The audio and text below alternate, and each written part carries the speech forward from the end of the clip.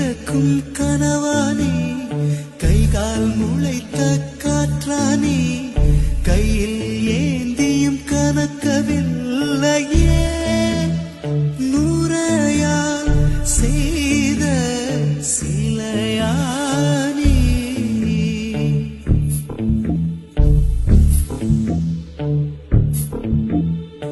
இப்படி உன்னை ஏந்திக் கொண்டு